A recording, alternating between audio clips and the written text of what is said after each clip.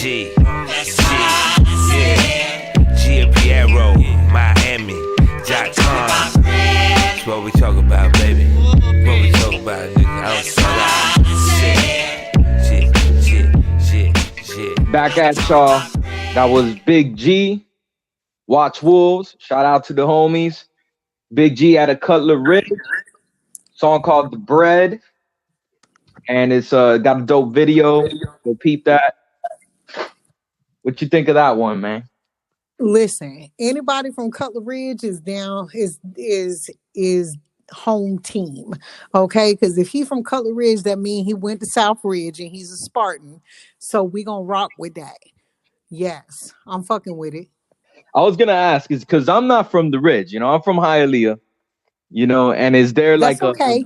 a difference between the Cutler Ridge and South Ridge, or is it all just one? Well, college? most people, South Ridge is the high school that would be where people who live in Cutler Ridge go to. So that's the high school down south, South Ridge Spartans. Okay. Yeah. We produce many great football players. Goddamn TK Pratt, TK Owens, former cheerleader for the Miami Heat and the Tampa Bay Buccaneers. Just released her first book. #1 author on Amazon. We produce shit like that up out of South Ridge. That's what we do. So I'm just saying, that's what we do. And not to bring them up again, but a lot of people don't know Trick is more Richmond Heights than Carroll City, right? I've heard. Hell no, Trick is down south. Trick is Goulds Perrine, Cutler Ridge, just like your girl. Oh, okay. Come on now. You better ask him where Pop's from. He's straight down south. Straight down south. But that song is talking about that bread. And how does that factor into, creating music, or, what are your feelings on that? Your philosophy on that? No, you definitely need to get paid. We live in a capitalistic system here in this good United States of America. And yeah, you want to get paid, but that doesn't stop you from creating music. Now, you should always be creative because it's an outlet. It's almost like therapy. Not almost like therapy, it is therapy. So you should always be creative. Now, what you do with it at the end of the day is totally up to you. But if anytime somebody is asking you to commit some time to something, I feel like it's all right to ask for some bread for it. I'm not mad at that. No.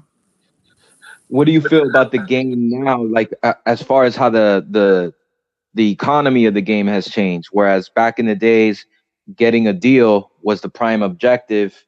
It seems like these days that doesn't matter. Now it's really what can you do on your own? A lot of do it yourself to get your grind. What's your outlook on that?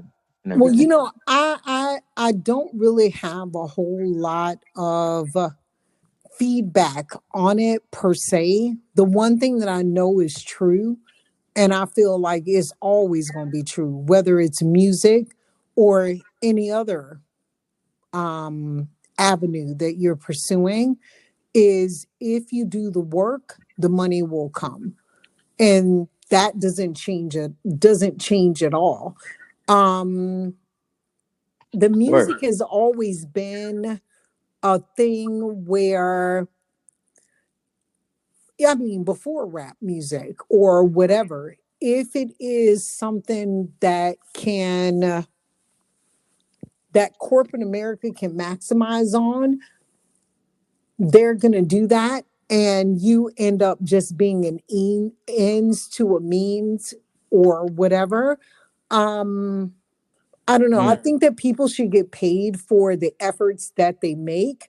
But at the end of the day, more so if you're a creative person, whether it is with, artistic, where you're using a medium where there's paint or where there is words or whatever. That's a therapy for yourself. independently of whether or not you're going to get paid.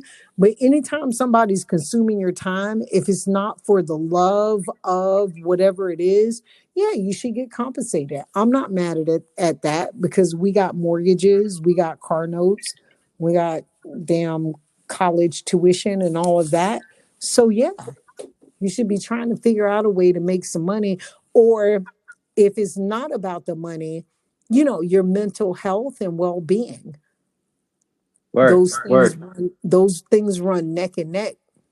What made you make the transition to Georgia?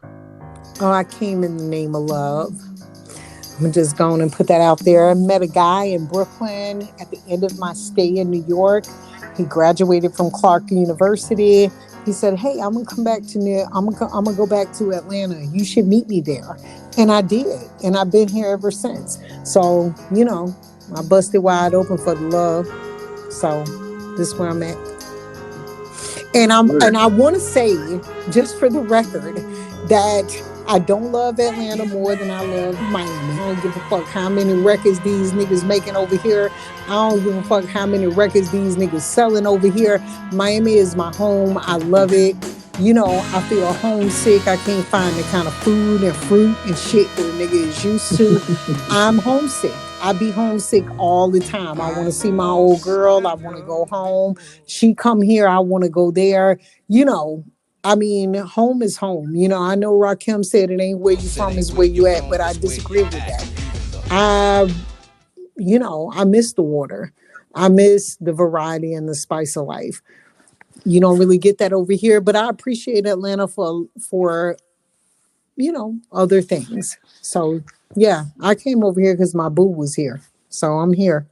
One thing we have not touched on at all is like what's your like lineage? You born and raised in Miami, Oh or my gosh, you know, yes, yes, born and raised. So I'm gonna tell you what it is.